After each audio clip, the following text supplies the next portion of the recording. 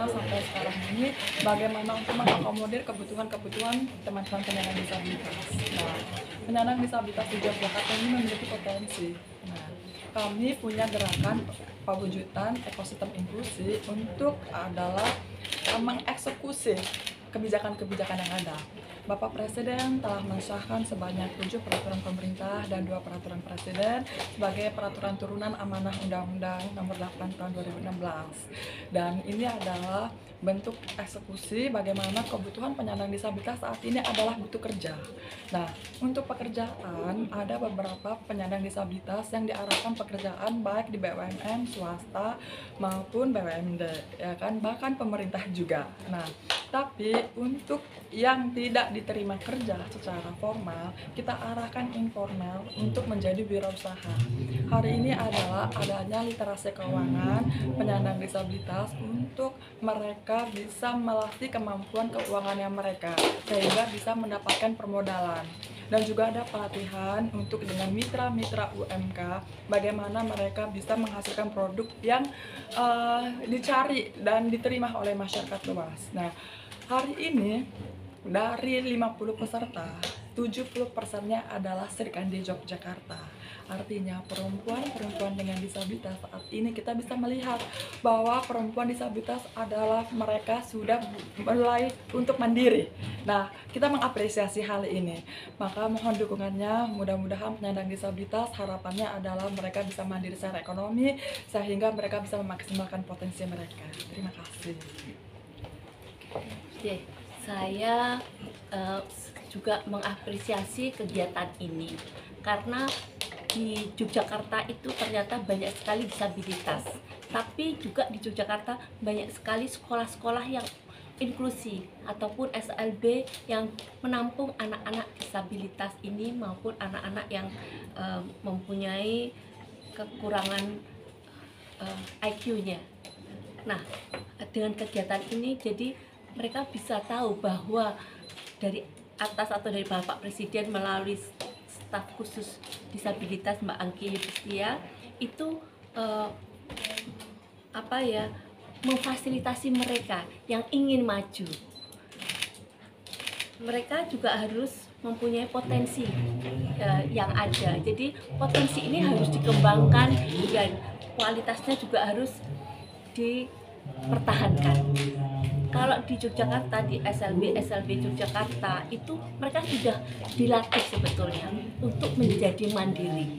Seperti Mbak Anggi bilang bahwa kalau kita tidak diterima di perusahaan atau pemerintah, ya harus mandiri, harus bisa mandiri.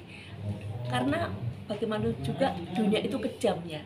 Jadi untuk mereka kalau punya potensi, mempunyai kualitas diri, semangat yang tinggi, itu saya rasa bisa. Mereka bisa dengan adanya pelatihan ini menjadikan mereka mempunyai semangat untuk berkarya.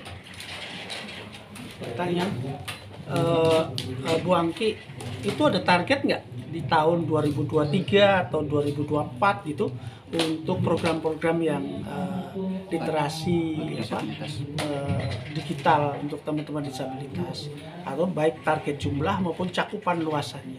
Ya, baik. Secara data BPS, jumlah disabilitas itu adalah 22 juta jiwa seluruh Indonesia. Ya kan? Tahun ini dan dari tahun kemarin tahun ini bahwa ternyata banyak banget penyandang disabilitas itu yang tidak memiliki KTP. Jadi maka kita harus mutakhir data. Pemerintah melalui Kementerian Dalam Negeri itu Dukcapil Dalam Negeri kita jemput bola untuk mutakhir data. Mutakhir data yang kami peroleh tahun 2022 kemarin itu kurang lebih 1 juta. Jadi baru 1 juta penyandang disabilitas yang memiliki KTP.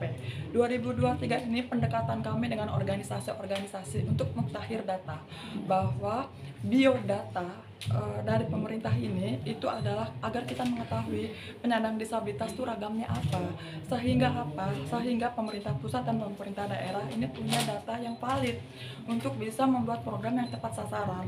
Maka dari itu udah paling hulu pendataannya. Dan bagaimana supaya kita untuk eksekusi selanjutnya dari pendataan ini, seperti tadi Gusti Putri bilang, dari pendidikan sekolah luar biasa, pendidikan inklusi gitu. Dan selanjutnya ini adalah target supaya wirausaha ini adalah sebenarnya kita menyesuaikan dengan data yang ada. Jadi untuk data usia dengan produktif itu menurut data BPS itu adalah 17 juta jiwa, ya kan, cukup banyak banget. Tapi buat kami dengan mereka membuat ekosistem dengan mandiri dengan angka 1 juta tahun ini tuh udah sangat effort dan sangat luar biasa. Jadi mudah-mudahan 2023 ini kita bisa memaksimalkan itu, dan sehingga bisa dari pendataan itu mereka bisa mendapatkan pelayanan publik. Pelayanan publik itu seperti apa? BPJS, ya kan, misalnya, terus bisa mendapatkan program-program dari pemerintah pusat, pemerintah daerah, menyesuaikan dengan ragam dan kebutuhan penyandang disabilitas. Baik, lanjut sebentar.